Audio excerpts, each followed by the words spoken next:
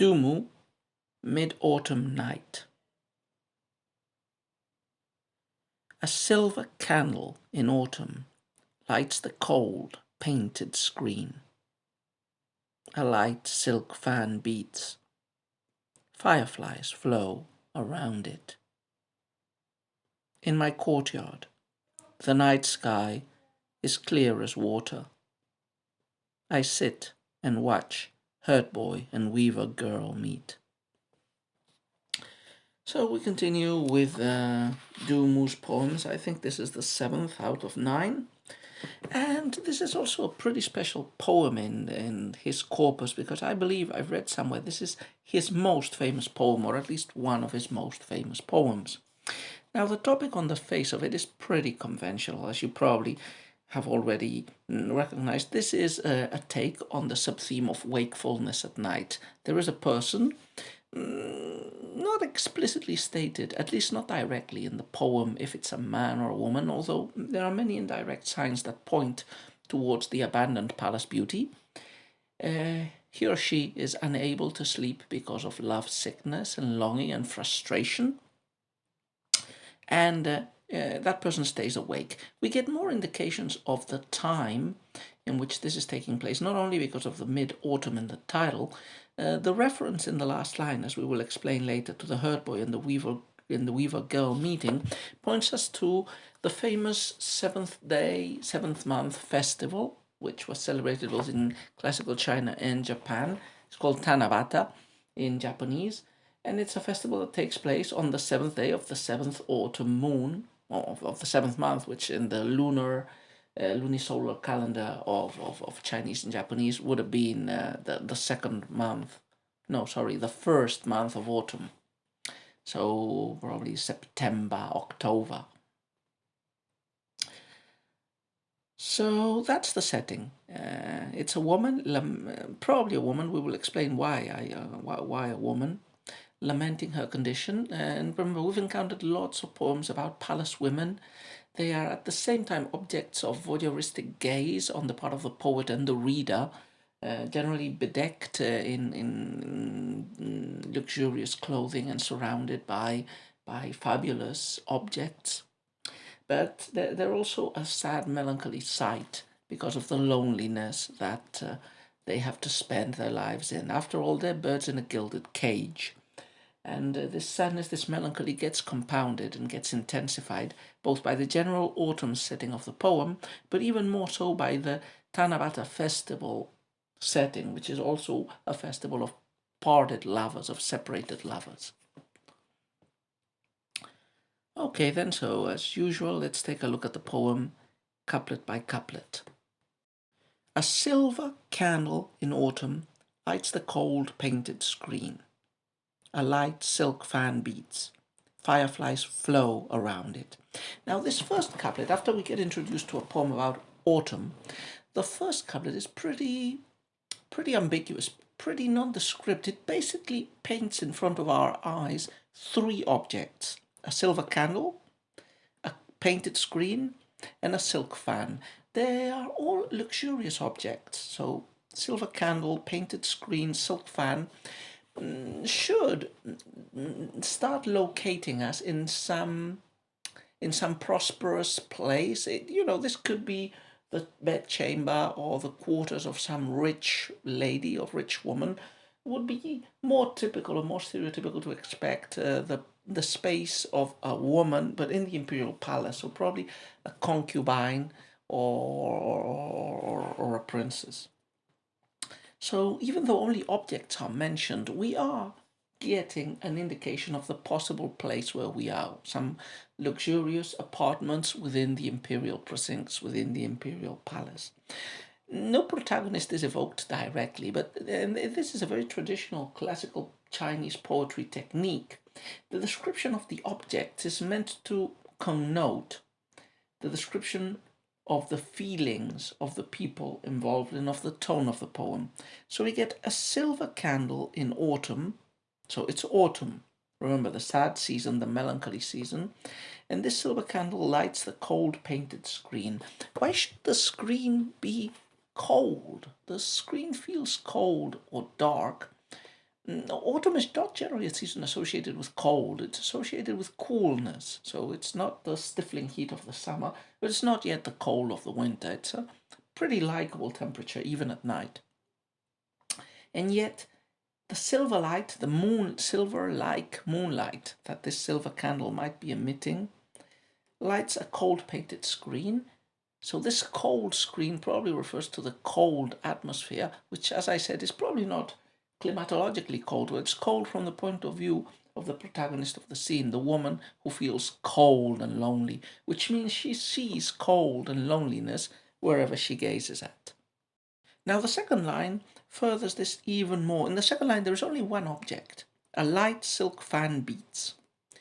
Now, remember, we're in autumn, so silk fans have, in traditional Chinese poetry, especially silk fans in autumn, have directly connoted, have directly referenced abandoned palace beauties. There is a tradition and a poem from the late Western Han Dynasty of a Lady Ban, who was the concubine of Emperor Cheng, who was sidelined and left by the emperor in favor of other wives, of Chao Feijian and her sister. And this Lady Pan was a very cultured lady, and she had allegedly composed a poem in which she compared herself to a fan in autumn that is no longer useful. A fan is very useful in the stifling summer heat, but once autumn comes, it's no longer necessary because it's no longer hot, so it's a discarded object. So, from this conventional trope or image, as I said, any references to a fan in autumn inevitably brings into the mind of the reader who knows this tradition the abandoned concubine who is no longer visited. So, if anything else were needed, this image of the light fan beating in autumn is clearly pointing us in the direction that this scene that we're witnessing, these objects that we are seeing, are those surrounding an abandoned palace beauty. At the same time, what is the fan doing? Because it's not that warm, remember, cold painted screen. It's actually being used for a different purpose. It's used for shooing away fireflies. So fireflies flow around it. So the idea we are meant to get, perhaps, is of this ennui-filled palace lady, bored and alone, whose only entertainment in this cold and frigid autumn night, all the colder because of her loneliness, whose only entertainment is to shoo away the fireflies. Fireflies are also, small, tiny points of light and beautiful, but you could also make a reading of them as elements of sadness and melancholy. The traditional Chinese people thought fireflies arose from decaying grass. So even the image of the fireflies, more than the brightness and the jeweled-like atmosphere that they might generate, they contribute to this feeling of beauty, luxuriousness, but sadness and melancholy. Let's go on with the second couplet. In my courtyard, the night sky is clear as water. I sit and watch herd boy and weaver girl meet. So in my courtyard, there is a displacement. Perhaps the woman was inside in the first couplet and now she has gone outside, or perhaps she was outside all the time and, she was mentioning. Perhaps it rather makes more sense, I think, if she was outside in the courtyard all along. That is, the silver candle, the cold painted screen would be inside to her back, and she would be beating the light silk fan, and the fireflies outside would be moving around more. Yeah, that makes more sense than the fireflies entering her apartments. So this third line gives us a really important piece of information. She, the lady, this abandoned beauty, is outside at night. So she's wakeful at night and outside looking at the sky, at the night sky. We've already encountered poems like this with the woman waiting outside in the cold for the beloved one to arrive. So she's outside in the courtyard. She's looking up. The sky is clear as water. It's transparent. It's this cold night, probably, with a heaven full of stars, a cloudless heaven that looks and feels like water, flowing and bluish, deep bluish. What's the lady doing? That's what the last line finally confirms us. I sit and watch herd boy and weaver girl meet. So, as I said before, this is a reference to a very famous festival that took place in the seventh day of the seventh month. This is the Tanabata festival, as they call it in Japanese. So this is the legend goes that this festival was born because the king of heaven had a daughter, the weaving maid, and this girl was in love with another deity, the ox herd, and they were spending too much time together because of the love.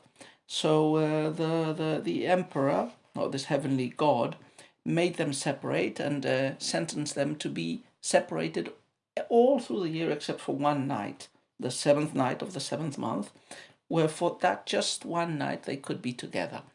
And this legend is also based on astronomical facts because Weaver Girl and Cowboy are associated with the stars Altair and Vega, which only get together in the horizon, separated by they're generally separated by the Milky Way, and they're separate in the sky. They're not commonly visible except for early autumn when they do appear together. So of course, the topic of singing about the weaving girl and the ox boy became a conventional trope for lovers, for making a poem about autumn, but also for making a poem in which people lament their departed lover, in which they contrast them, sometimes enviously, with the two stars that do get together at least one night of the year, while other human lovers might not meet even for such a short amount of time when the lover has gone away or died. Okay, so that's the whole poem. A pretty conventional piece, you could say, from the topic and subject matter, but well carried out by the poet. I have here another translation, this one by David Young and Jan I. Lin, which I'll proceed to read. This one is called Autumn Evening. Red candles make an autumn light. The painted screen feels chilly. Catching the last fireflies with a delicate silk fan. Sitting on the steps under the starlight, cool as water. To watch the weaver and cowherd keeping their annual tryst in the Milky Way.